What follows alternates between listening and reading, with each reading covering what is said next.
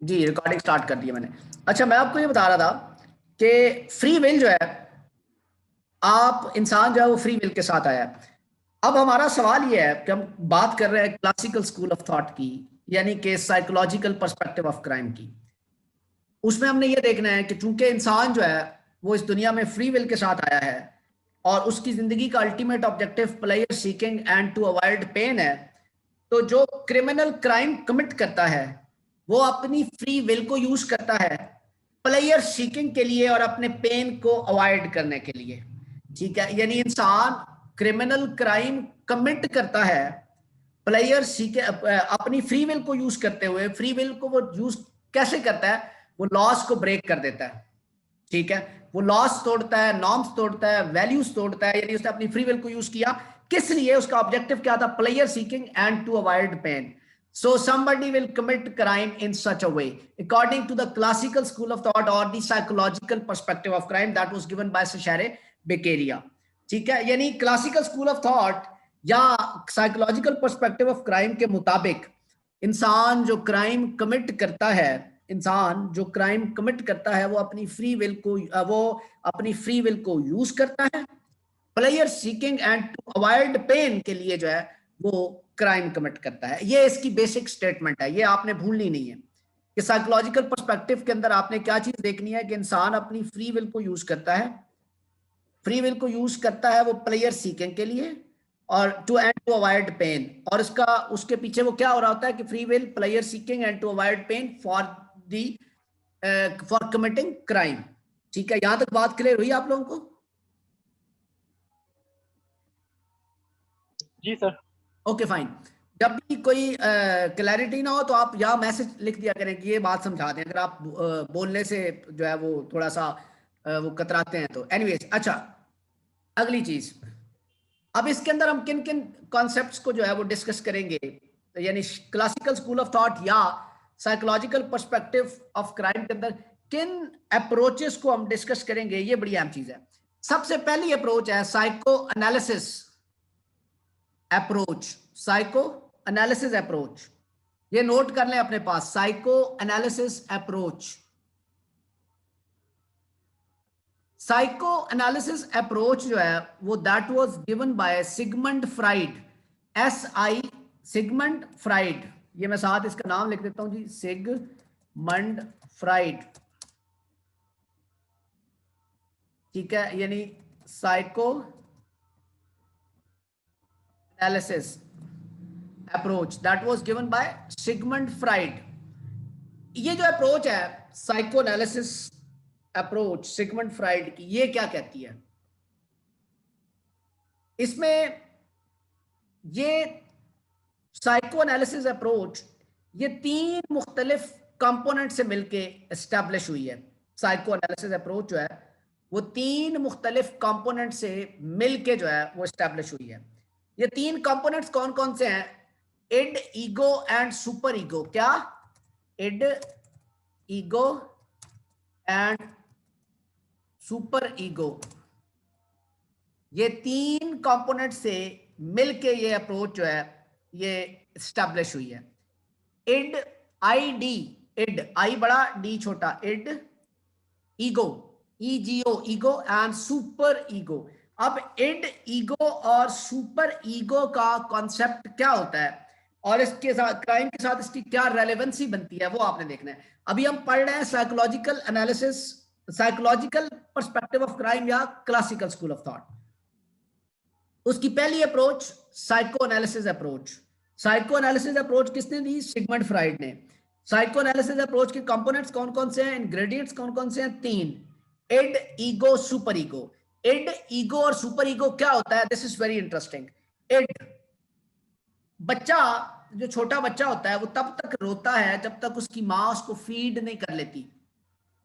ठीक है, छोटा बच्चा तब तक रोता है जब तक उसकी माँ उसको फीड नहीं कर लेती। इड का मतलब यही है, to fulfil the basic need. आपकी नीड का फुलफिल होना जो है वो इड है। ठीक है, याद रखिएगा, इड क्या है? आप फुलफिलमेंट ऑफ योर नीड। यानी बच्चा तब तक रोएगा जब तक उसकी माँ उसको फीड नहीं कर लेती। फीड उसकी नीड है। ठीक है, तो इड क्या है? फुलफिलमेंट ऑफ योर नीड, पहली बात इड ये हो गई। ईगो ये एक नॉर्मल बिहेवियर है ह्यूमन बीइंग का। ये basically actually it creates the bridge between the id and super ego. ये इड और सुपर ईगो के बीच में जो है वो ब्रिज क्रिएट करता है जो ईगो है। इससे ज्यादा आपको इसको याद रखने की जरूरत नहीं है। अच्छा, जो ये ईगो, इसको आपने वो वाली ईगो नहीं लेनी कि मुझे मेरे अंदर बड़ी ईगो है, आपके अंदर बड़ी ईगो है, या फलां बड़ा इगोइस्टिक बंदा है, ये चीज आपने इसके अंदर जो है वो नहीं लेनी। इट मींस आपकी नीड की fulfilment, ego normal behaviour of human, और सुपर ईगो का मतलब है highest form of morality. You are at the highest form of morality, यानी आप मोरालिटी की एक्सट्रीम पे हैं। आप जो है इंतहाई दयानतदार, इंतहाई पाकबाज, साफ, तकवे वाले और पता नहीं क्या क्या। आपको अपॉर्चुनिटी मिलती है क्राइम करने की, गलत काम करने की, कुछ भी करने की, लेकिन आप कभी भी नहीं करते। You are at super ego, you are at the highest form of morality, this is called super ego. इन तीनों चीजों की समझ आई?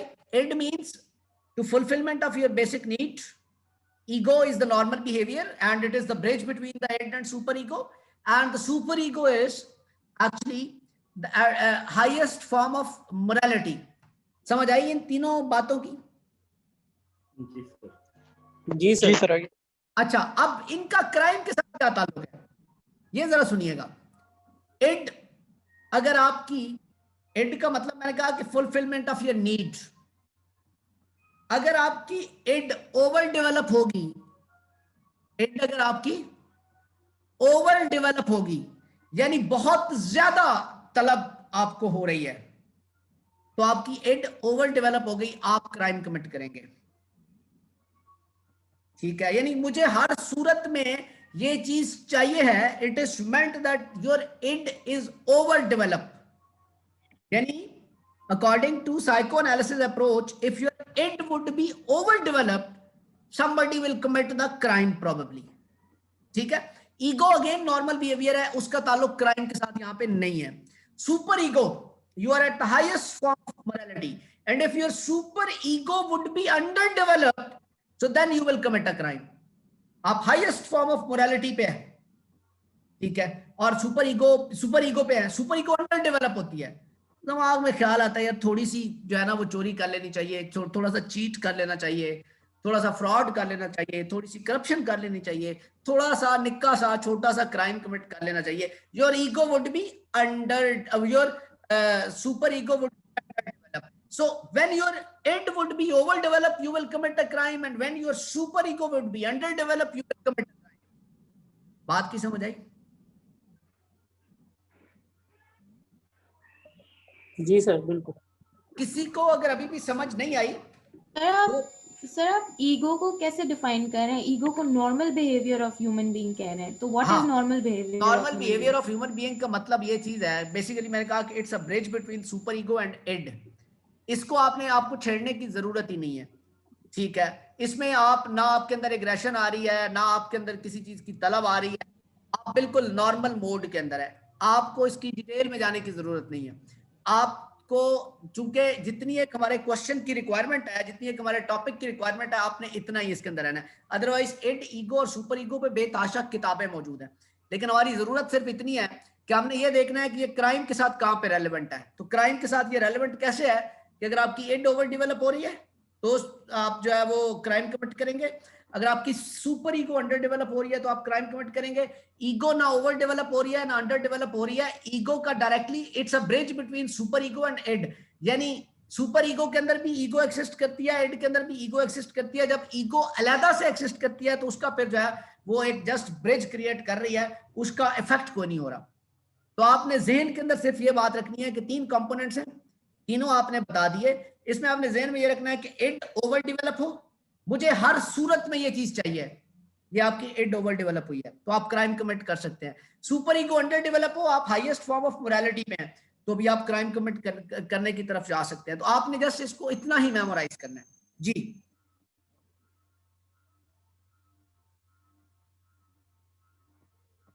सब लोगों को समझ आ गई है बात की? आगे चलूं? जी सर। Okay fine. किसी को मैं बार बार कहता हूं, ये हमारा कंसल्टेंसी सेशन है, ये उस तरह से रेगुलर क्लास नहीं है कि मतलब जो है वो मैंने आके पढ़ा देना है और आपने जाके उसको किताबें ठप के। आपके पास 2 सवाल आए, जिस वक्त आए, आज आए, कल आए, दिमाग में आए, जब भी आए, you can ask me any time. ठीक है, तो हमने हमारा अल्टीमेट ऑब्जेक्टिव जो है वो अच्छे मार्क्स लेना है। ठीक है, और अच्छे मार्क्स का मतलब ये चीज है कि I will guide you, I will give you the direction, and you will have to follow my direction, and you will have to follow my instructions. So क्योंकि इन सब्जेक्ट्स का मैं स्पेशलिस्ट हूं, मैं एक्सपर्ट हूं इन सब्जेक्ट्स का competitive examination के हवाले से। तो जो मैं आपको डायरेक्शन दूं, जो मैं आपको गाइडेंस दूं, you are just required to follow them. जो कंटेंट मैं आपको पढ़ने के लिए दूं, आपने उसको पढ़ना है और आपने फिर उसी हवाले से मेरे साथ उसके ऊपर जो है वो डिस्कशन करनी है।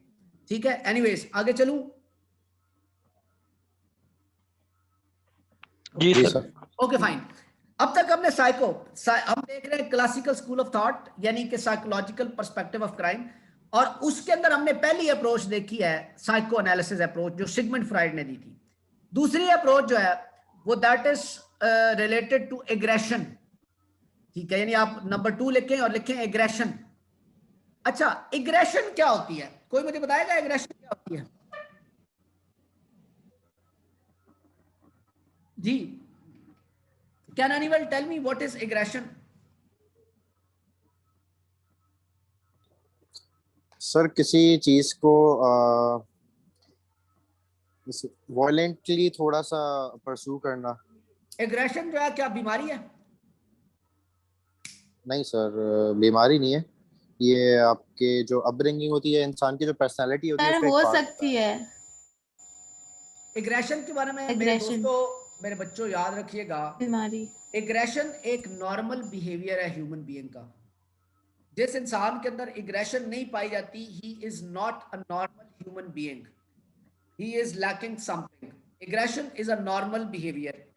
ठीक है, एग्रेशन हर बंदे के अंदर पाई जाती है जो एक नॉर्मल इंसान होता है, चाहे वो मेल हो या फीमेल हो। एग्रेशन का ताल्लुक होता है एक हार्मोन होता है जो कि मेल हार्मोन कहा जाता है उसको, टेस्टोस्टेरोन। एग्रेशन का ताल्लुक जो है वो टेस्टोस्टेरोन के साथ होता है। ये आमतौर पे इसको मेल हार्मोन कहा जाता है, लेकिन याद रखिएगा ये फीमेल के अंदर भी पाया जाता है। तो जब आपका टेस्टोस्टेरोन इंक्रीज होता है हार्मोन, तो आपकी एग्रेशन इंक्रीज होती है। ठीक है, तो जब आपकी एग्रेशन इंक्रीज होती है, नॉर्मल से आप ऊपर चले जाते हैं एग्रेशन के अंदर, तो तब there is more and more probability that you can commit a crime. अच्छा, इन सारी चीजों के अंदर कैन का लफ्ज मैं यूज करूंगा। ठीक है, सारे लोग एग्रेशन की एक्सट्रीम पे जाके भी क्राइम कमिट नहीं करते, और सारे लोग ऐसे भी नहीं होते कि जो क्राइम कमिट ना करें। ठीक है, तो एक टेस्टोस्टेरोन जब इंक्रीज होता है तो आपकी एग्रेशन का लेवल इंक्रीज होता है, और एग्रेशन का लेवल इंक्रीज होने से टेंडेंसी इंक्रीज हो जाती है कि आप जो है वो क्राइम कमिट कर सकते हैं। आपने अपने घरों के अंदर एक चीज देखी होगी, वो ये है कि हर दूसरे घर में ना एक आधा बंदा ऐसा होता है, हर घर में या हर दूसरे घर में, जो अक्सर आपने देखा होगा रिमोट कंट्रोल को पकड़ के बैठ जाता है और रेसलिंग लगा के देखने लग जाता है, या कोई मार धाड़ वाली चीजें देखने लग जाता है, खून खराबे वाली चीजें देखने लग जाता है। इसका मतलब ये चीज है ही इज मोर एग्रेसिव। इसका मतलब है कि उस बंदे के अंदर एग्रेशन जो है वो ज्यादा पाई जाती है। ठीक है, तो वो बंदा वायलेंट हो सकता है जल्दी। आपको बड़ा ख्याल रखना पड़ता है उसके साथ रिलेशनशिप में रहने के लिए, आपको काफी उसका वो ख्याल रखना पड़ता है, क्योंकि उसके वायलेंट होने की प्रोबेबिलिटी ज्यादा है। क्योंकि जो लोग जिस तरह का कंटेंट देखते हैं, सुनते हैं, पढ़ते हैं, नॉर्मली उनकी शख्सियत उसी तरह की डेवलप होती है।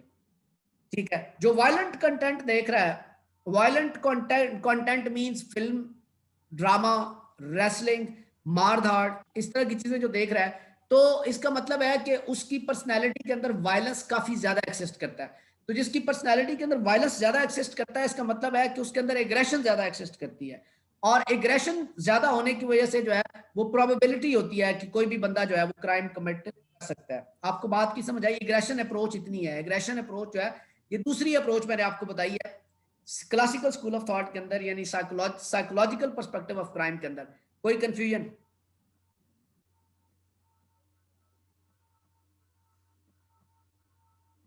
किसी को कोई कंफ्यूजन है तो आप पूछ सकते हैं।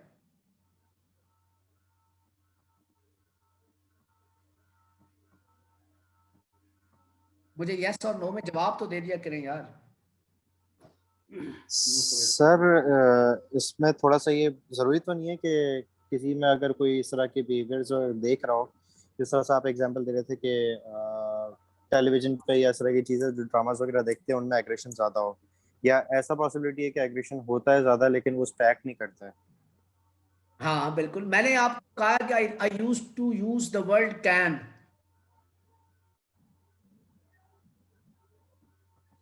नथिंग इज मैंडेटरी मेरे दोस्त। सोशल साइंस के अंदर कोई भी चीज कंपल्शन में नहीं आती, ठीक है, लेकिन ठीक नॉर्मली 50% से ज्यादा लोगों में ये चीज पाई जाती है। अगर 51% लोगों में पाई जाती है ये चीज और 49 के अंदर नहीं पाई जाती फर्ज करें, तो भी हम इसको कहेंगे कि ये रिसर्च जो है ये आपकी जो है वो जस्टिफाई होती है, ये हाइपोथेसिस आपका जस्टिफाई होता है। समझ आइए बात की? जी सर। ओके, किसी का और कोई सवाल एग्रेशन के हवाले से? यार एग्रेशन का सिंपल सवाल है, टेस्टोस्टेरोन इंक्रीज होता है, एग्रेशन इंक्रीज होती है, एग्रेशन के इंक्रीज होने से क्राइम करने की टेंडेंसी जो है वो क्रिएट होने की प्रोबेबिलिटी इंक्रीज हो जाती है। ये है एग्रेशन अप्रोच। जी सर इसका टेस्टोस्टेरोन के साथ ही ताल्लुक है ना? अगर जी जी बिल्कुल, टेस्टोस्टेरोन के साथ। टेस्टोस्टेरोन के साथ इसका ताल्लुक है। Thank you sir. आगे चलूं जी। जी सर। मेंटल इलनेस और मेंटल सिकनेस, तीसरी अप्रोच।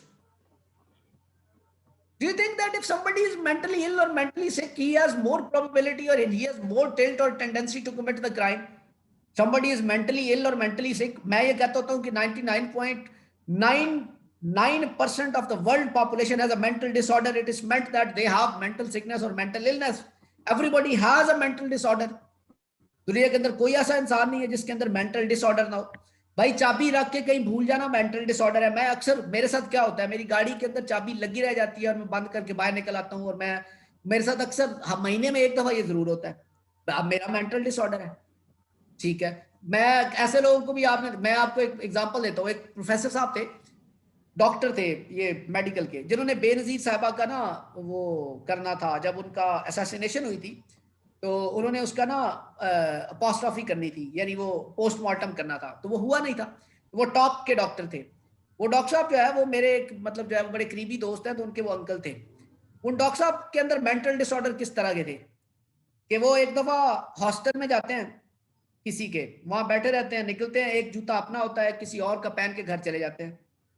पीछे से उन्हें मतलब फोन करके कहा जाता है कि डॉक्टर साहब आप जो है वो अपना वो कोई चीज जो है वो भूल गए हैं। उसने कहा मुझे तो नहीं पता क्या भूल के गया हूँ। उन्होंने कहा सर एक जूता आपने हमारा पहना है, एक आप अपना पहन के गए। कहते चले ठीक है कल वापस कर देंगे। कल वो आते हैं वापस हॉस्पिटल में, तो वही जूता उन्होंने पहना होता है, एक जूता और एक जूता और आके अपना जूता चेंज कर लेते हैं, ठीक है। This is mental disorder. उन्हीं की एक मिसाल है, मैं आपके साथ शेयर करता हूँ। वंस उन्होंने बस पे ट्रेवल करना था मुल्तान, दो बसें लगी हुई थी, एक मुल्तान की थी, एक व्याड़ी की लगी हुई थी। अब उन्होंने देखा कि ये मुल्तान की बस है, इसमें उन्होंने बैठना है। अच्छा ऊपर से ना, अब वो सामने से जाके नहीं बैठे, ऊपर से चक्कर लगा के ना पीछे से आए और व्याड़ी की बस में बैठ गए, ठीक है। बस थोड़ा सा आगे चली तो उन्होंने कहा जी, वो टिकट को अंदर भी लेते देते होंगे बस के अंदर, उन्होंने कहा जी कि किसी ने कहा बस व्याड़ी जा रही है। उन्होंने कहा बस तो मुल्तान जा रही है, मैंने तो मुल्तान जाना था, मैं तो बोर्ड देख के बैठा हूँ। तो उन्होंने आगे से कंडक्टर ने कहा कि सर आपकी लगता है कि नजर ठीक नहीं है, ये व्याड़ी का बोर्ड लगा हुआ है।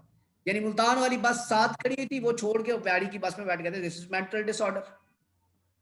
आपके अंदर भी मेंटल डिसऑर्डर होगा, मेरे अंदर मेंटल डिसऑर्डर, कोई ऐसा बंदा नहीं होगा जिसके अंदर मेंटल डिसऑर्डर ना हो, ठीक है। किसी के अंदर स्लीपिंग डिसऑर्डर होता है, किसी के अंदर फूड डिसऑर्डर होता है, ईटिंग डिसऑर्डर होता है, ठीक है। तो ये सारे डिसऑर्डर्स जो है ये अल्टीमेटली इनका ताल्लुक आपके मेंटल डिसऑर्डर के साथ होता है, ठीक है। तो कहने का मतलब ये चीज है कि मेंटल इलनेस और मेंटल सिकनेस, जब वो मेंटल डिसऑर्डर इंक्रीज हो जाता है, वो नेगेटिव किस्म का मेंटल डिसऑर्डर है, तो आप मेंटली सिक या मेंटली इल हो जाते हैं।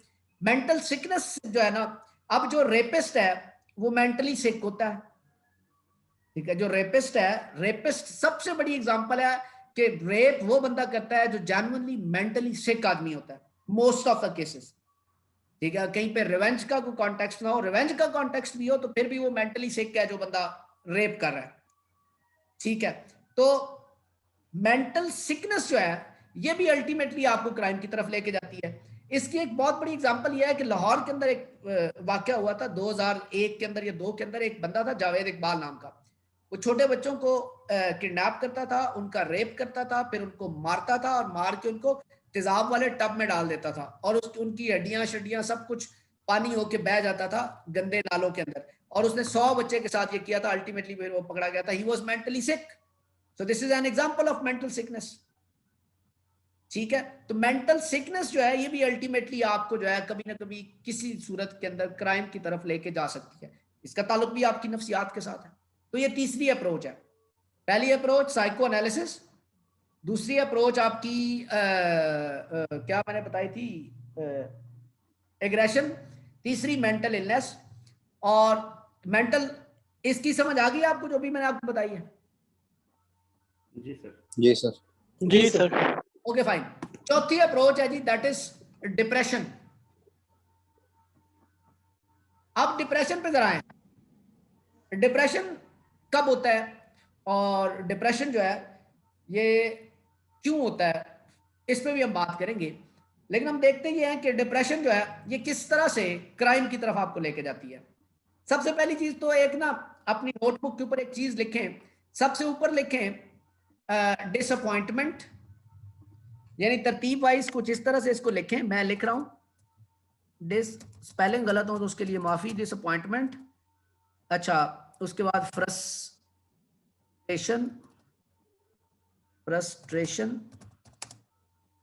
उसके बाद स्ट्रेस, उसके बाद एंजाइटी और उसके बाद डिप्रेशन। ये आपने तरतीब याद रखनी है जी।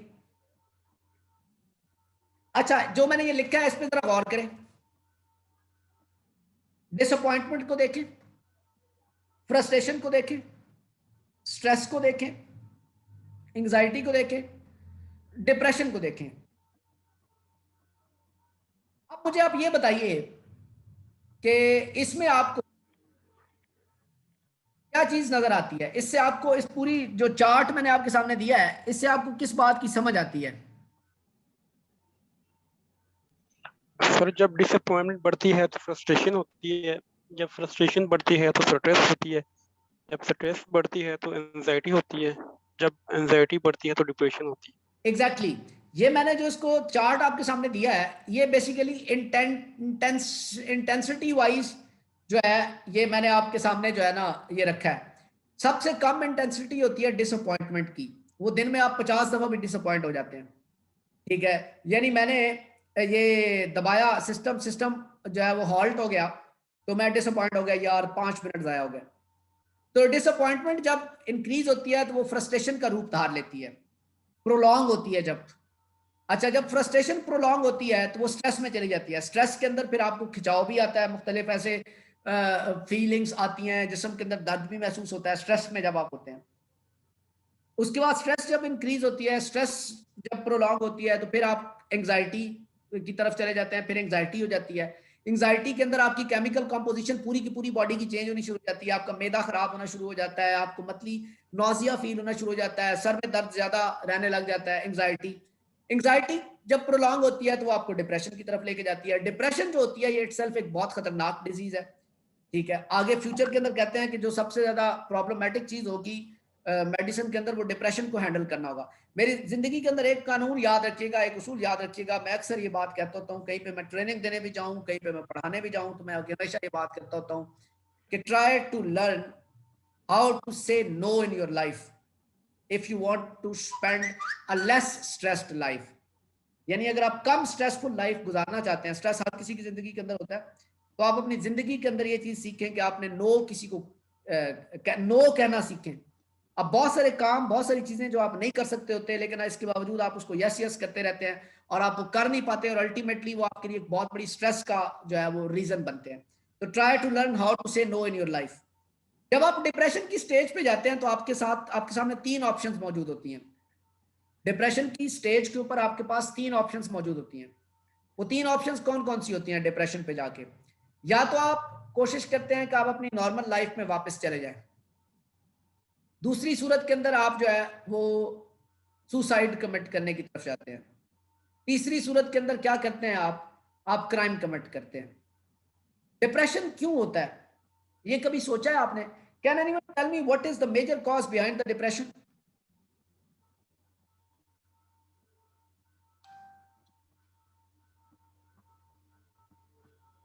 वन बाय वन मुझे बताएं जी। अहमद आप बताएं सबसे पहले, डिप्रेशन क्या होता है?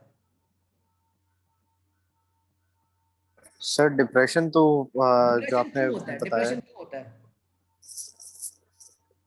सर, इंसान जिंदगी में कुछ अपना आपको जो चाहिए होता है उसको चीजें बहुत शिद्दत से वो नहीं मिल रही होती, फिर जब तो आपकी एक्सपेक्टेशंस भी बहुत एक्सपेक्टेशंस, हाई होती है। हाँ, When there is a जब difference हम sir between the expectations and the achievement, बिल्कुल जब एक्सपेक्टेशन और अचीवमेंट के बीच में डिफरेंस एग्जिस्ट करता है तो तब आप डिप्रेशन में जाते हैं।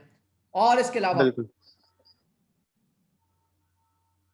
मेरे माइंड सर में तो यही है। जब हम अपने आप को किसी के साथ कंपेयर करते हैं, मतलब जैसे सीएसएस के एग्जाम है, ठीक है, अगर सीएसएस नहीं होगा तो सोसाइटी के लोग हमें क्या कहेंगे, तो इस तरह के सर जब मामलात आते हैं तो फिर भी डिप्रेशन होता है। when you will जब हम compare society yourself, society right, का प्रेशर सर जब ठीक है। हमारा मुल्क ही हम देख लें, हर दूसरा बंदा करप्ट है, फिर हर बंदा कहता है हम बाहर चले जाएं। तो ये सारी यही चीजें है ना कि अच्छा तुम ये यहाँ क्यों पे कह रही हो, तुम ये क्यों कह रही हो कि हर दूसरा बंदा करप्ट है? हर दूसरा बंदा करप्ट देखो, नहीं है यार, ऐसे नहीं है। सर तो नहीं, what I'm trying to say is that if taking an example of the bigger picture of the society and जिस तरह हमारा सिस्टम है, हम उतना काम करते हैं बट वो रिजल्ट हमें नहीं मिलता। जैसे आपने कहा कि अचीवमेंट और एक्सेप्टेंस में डिफरेंस है, so similar is the case with student को अपनी पढ़ाई और रिजल्ट पे नहीं है। जो जॉब करता है वो कहता है मैं मेहनत इतनी करता हूँ, मुझे पैसे इतने नहीं मिलते। अच्छा असल में बात फाइनेंसिस की तरफ आप ले गई है। मैं आपको मिसाल देता हूँ बड़ी वाज़ेह।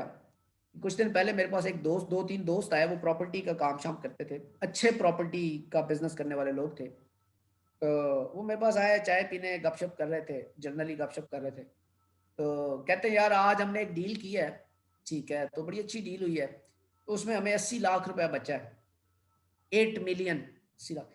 मैंने कहा यार मुझे एक बात बताओ, मैं वैसे ना मतलब मैं गवर्नमेंट सर्विस करता हूँ, अच्छी सर्विस है मेरी, मैं यूनिवर्सिटी बदलाम्स के अंदर मैं पढ़ाता हूँ, मुझे वहाँ से भी पैसे आते हैं, मैं अपनी कंसल्टेंसी कोचिंग क्लास भी कभी कभी करता होता हूँ, वहाँ से भी मुझे कुछ ना कुछ इनकम आती है। यूनिवर्सिटी मैं मुख्तलिफ सेमिनार्स पे, मुख्तलिफ फोरम्स के ऊपर जाता हूँ, मुझे वहाँ से भी कुछ ना कुछ इनकम आती है। मैं अखबार के अंदर कॉलम लिखता हूँ, मुझे वहाँ से भी कुछ ना कुछ इनकम आती है।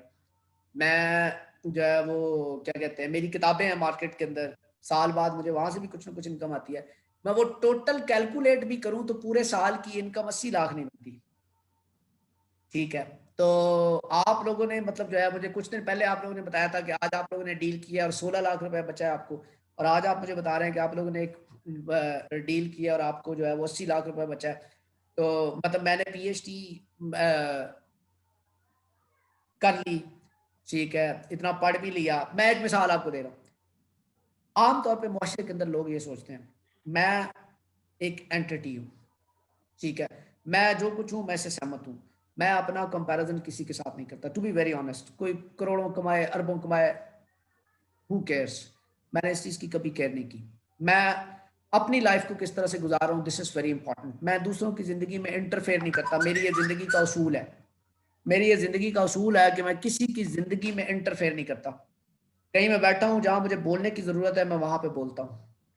दूसरी बात यह है कि मैं ज़िंदगी में कभी कहीं तमाशाई नहीं बना, कुछ देखने कभी नहीं गया। जहाँ पे मेरी अपनी एक सोशल आइडेंटिटी होती है, मेरी एक रिकग्निशन होती है, मैं वहाँ पे जाता हूँ, ठीक है। मैं अपना किसी रिश्तेदार के साथ, किसी एबीसी के साथ कंपैरिजन नहीं करता। किसी के पास जो है वो ऑडी है या किसी के पास जो है वो बीएमडब्ल्यू है और मेरे पास सेंट्रो है, तो मैं इसका कंपैरिजन नहीं करता। I am satisfied what I am, ठीक है, I am satisfied what I am doing, ठीक है।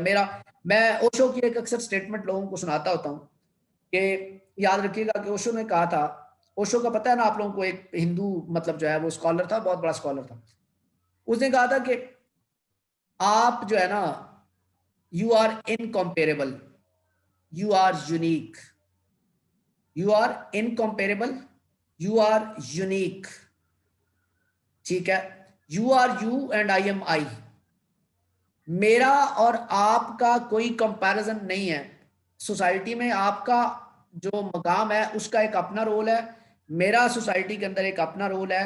अल्टीमेट ऑब्जेक्टिव हमारी जिंदगियां गुजारने का ये है कि किस तरह से हम पीसफुल जिंदगी गुजार सकते हैं, बेहतर से बेहतर। अगर मुझे नमाज पढ़ के तसल्ली होती है, पीसफुल जिंदगी गुजारता हूँ, करप्शन ना करके मैं पीसफुल जिंदगी गुजारता हूँ, मैं मतलब जो है वो आइसोलेशन के अंदर ज्यादातर टाइम गुजारता हूँ, मैं पीस फील करता हूँ, साइकोलॉजिकल सेटिस्फैक्शन फील करता हूँ, तो I am happy with my life. तो जो जिस काम के थ्रू जो है वो सेटिस्फैक्शन फील करता है तो उसको वो काम जिंदगी के अंदर करना चाहिए, और कभी भी अपना जो कंपैरिजन है वो किसी दूसरे के साथ जो है वो नहीं करना चाहिए कि कौन क्या है, वो जो मर्जी है, ठीक है। मैं अक्सर एक बात कहता होता हूँ अपने स्टूडेंट्स को, ठीक है, कि हम जो है ना क्या करते हैं कि जो हमसे बेहतर होता है ना, सोसाइटी के कॉमन लोगों की बात आपको बता रहा हूँ, जो कॉमन लोग सोसाइटी में एग्जिस्ट करते हैं, आम लोग जिनको आप बोलते होते हैं, जो आपको सड़क के ऊपर बेताशा तादाद में नजर आते हैं, आप जिन सोसाइटीज के अंदर रह रहे होते हैं, आपके इर्द गिर्द बेताशा कॉमन लोग होते हैं, सारे कॉमन लोग नहीं होते। तो उनकी अप्रोच ये होती है कि वो अपने से बेहतर को या तो नापसंद करते होते हैं जो उनसे बेहतर होता है, या उनसे नफरत करते होते हैं। ये एक बड़ी जो है ना वो डायलेमा है, ठीक है। जो आपसे बेहतर होता है आप उसको नापसंद करते होते हैं, अंदर ही अंदर कहीं ना कहीं पे, आपकी फैमिली के अंदर हो, आपके कहीं पे भी हो, तो आप उसको अंदर अंदर से या नापसंद करते होते हैं या उससे नफरत करते होते हैं, मोस्ट ऑफ द केसेस, ठीक है। जैसे जॉन एलिया ने कहा था, मैं एक अक्सर शेर पढ़ता होता हूँ, ठीक है, कि अब तकल्लुफ करें क्या ये कहने में, अब तकल्लुफ करें क्या ये कहने में, जो भी खुश है हम उससे जलते हैं। तो असल अलमिया यहाँ यहीं से क्रिएट होता है कि आपके अपने सरकमस्टांसेस हैं, और नासिर खान जो मैं हूं मेरे अपने सरकमस्टांसेस हैं। आप अपने सरकमस्टांसेस के लिहाज से प्रॉब्लम्स और चैलेंजेस को फेस करते हैं, मैं अपने सरकमस्टांसेस के लिहाज से फेस करता हूं। आप कभी भी मेरे जूता, अगर मेरे और आपके पैर का साइज सेम है और आप जो है वो मेरा जूता पहनेंगे तो आपको वो उस तरह से फिट नहीं आएगा जैसे मुझे आता है। यानी इसका मतलब ये है कि आप मेरे हालात तक कभी नहीं पहुंच सकते, जितना उनको मैं जानता हूं आप उनको नहीं जान सकते, और इसी तरह से मैं आपके हालात को नहीं जान सकता। आप मुझे, मैं टीवी पे प्रोग्राम्स करता हूं, कई दफा मैं कोई ऐसी चीज जाके करता हूं, लोग कहते होंगे यार ये तो बड़ा खुश रहने वाला बंदा है, लेकिन मेरे अपने सर्कमस्टांसेस हैं, मेरी अपनी परेशानियां होंगी। आप जो है वो आप पब्लिकली लोगों को खुश नजर आते होंगे, सेटिस्फाइड लगते होंगे, लेकिन आप भी हर वक्त किसी न किसी जो है वो चीज के अंदर जो है वो इन्वॉल्व होंगे, किसी न किसी चैलेंज को जो है वो फेस कर रहे होंगे, क्योंकि कोई बंदा भी जो है वक्त के साथ परेशानी की नौयत तब्दील होती है, परेशानी हमेशा बरकरार रहती है, ये बात हमेशा याद रखिएगा। वक्त गुजरता है, आप 10th क्लास में पढ़ते थे तो आपकी परेशानी की नौयत डिफरेंट थी, आप ग्रेजुएशन में पढ़ते थे तो आपकी परेशानी की नौयत डिफरेंट होगी, अब आपकी परेशानी की नौयत डिफरेंट है, जब आप शादीशुदा हो जाएंगे फिर परेशानी की नौयत डिफरेंट हो जाएगी। सो आपकी परेशानी वक्त के साथ सिर्फ और सिर्फ शक्ल बदलती है, रहती जरूर है, इंटेंसिटी समटाइम्स इंक्रीज हो जाती है, समटाइम्स डिक्रीज हो जाती है। असल जो चीज है, असल डिप्रेशन जो आपके पास आता है वो सिर्फ और सिर्फ इस चीज को लेके आता है कि जब आप अपनी परेशानी का हल तलाश नहीं करते, आप अपनी परेशानी और आप दूसरे लोगों से एक्सपेक्टेशंस रखना शुरू कर देते हैं। जिंदगी में हमेशा एक बात याद रखिएगा कि तवक्को, मैं नासिर खान, आपके चूंकि हमारी ये कंसल्टेंसी का सेशन है, जनरली गपशप की बात है, मैंने कभी एक्सपेक्टेशंस अपने अब्बा जी से भी नहीं रखी, रखनी भी नहीं चाहिए। रिस्पेक्ट करें, प्यार करें, मोहब्बत करें, खिदमत करें। जब आप एक्सपेक्टेशंस रखते हैं किसी के साथ भी, चाहे वो आपके बहुत क्लोजेस्ट रिलेशन क्यों ना हो, तो आपको डिसअपॉइंटमेंट फेस करना पड़ती है। जब आप एक्सपेक्टेशंस नहीं रखते और जो चीज आप चाह रहे होते हैं वैसे हो जाती है, तो वो खुशी के लम्हात होते हैं। मैं अक्सर एक बात कहता होता हूँ कि लोग मुझसे मिलते थे जरूरतों के तहत, लोग मुझसे मिलते थे जरूरतों के तहत, जिसकी जितनी जरूरत थी उसको उतनी मोहब्बत थी। दुनिया के अंदर हर रिश्ता जो है वो नीड बेस्ड है, जरूरत के तहत है। कोई भी एसोसिएशन जो है वो नीड बेस्ड है, चाहे वो साइकोलॉजिकल नीड है, मॉरल नीड है, फाइनेंशियल नीड है, किसी भी पर्सपेक्टिव में नीड बेस्ड होता है। तो आप अपनी नीड्स को खुद से फुलफिल करें, दूसरों से एक्सपेक्टेशंस ना रखें, अगर ये चीजें आप अपोजिट करेंगे तो फिर आप डिप्रेशन के अंदर अल्टीमेटली जो है वो जाते हैं। और कंपैरिजन की जिस तरह से मेरे एक दोस्त ने बात की, तो ये बात अंडरस्टूड है कि whenever you will make your comparison with others, तो you will have to face the depression. आप डिप्रेशन में जाएंगे जब आप अपना कंपैरिजन दूसरों के साथ करेंगे।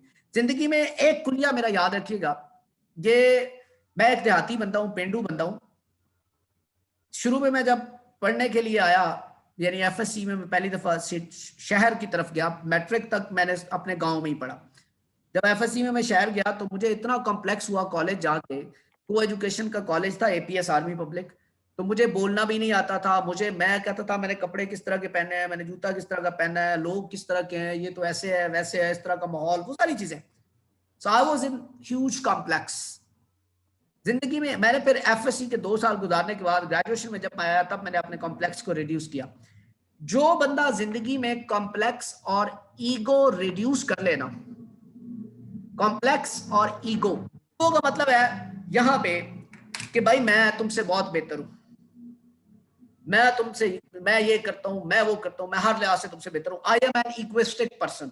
दूसरों को मैं अंडर एस्टिमेट करता हूं, अंडरमाइन करता हूं, दूसरों को मैं कुछ नहीं समझता। I am an egoistic person. मेरे अंदर ईगो पाई जाती है। दूसरा कॉम्प्लेक्स, इन्फीरियोरिटी कॉम्प्लेक्स, नॉर्मली हम उसको लेते होते हैं। ईगो के अंदर सुपीरियोरिटी कॉम्प्लेक्स आ गया। जिस दिन आपने जिंदगी के अंदर से ईगो और कॉम्प्लेक्स को रिड्यूस कर दिया ना, to be very honest, you will be having a very beautiful life ahead. ये मेरा आपको मशवरा है कि ईगो और कॉम्प्लेक्स को अपनी जिंदगी से रिड्यूस करें। खत्म बिल्कुल नहीं होता कि आप कहें ना कि बिल्कुल एरेडिकेट हो जाएगा, ऐसा नहीं होगा, फिर तो आप बाबा बुल्ले शाह हो जाएंगे। आप उसको रिड्यूस करें। अगर आप उसको रिड्यूस करने में कामयाब हो गए तो you will be having a very satisfactory life. ठीक है। अब ये सारी चीजें नहीं जब आप कर पाते तो फिर क्या होता है, फिर आप डिप्रेशन में जाते हैं। और डिप्रेशन के ऊपर आपके पास 3 रास्ते होते हैं, या आप नॉर्मल लाइफ गुजार लें, या आप सुसाइड की तरफ चले जाए, या फिर आप जो है वो क्राइम कमिट करें। Got it? समझ आइए बात की भाई? जी सर। इसका जी sir. Classical school of thought है ये। मैं इसको इतना ही आज आपको पढ़ाऊंगा क्योंकि आपने पढ़ना है पहले। कल हम दोबारा सेशन करेंगे। कल हम सेशन में जेंडर स्टडी का भी करेंगे टॉपिक, ठीक है। और क्रिमिनोलॉजी का अगला जो है वो मैं आपको करवाऊंगा, वो बहुत ही इंटरेस्टिंग है, ठीक है। कल के लिए असाइनमेंट ये है कि आपने क्लासिकल स्कूल ऑफ थॉट, ये असाइनमेंट मैंने पहला चैप्टर गालिबन आपको शेयर किया हुआ है, लेकिन मैं पहला जो पूरा सेक्शन है वो आज आप लोगों के साथ ग्रुप में शेयर कर देता हूँ। 4 चैप्टर्स, उसमें से ये चैप्टर 4 के अंदर है, या 3 के अंदर है ये टॉपिक।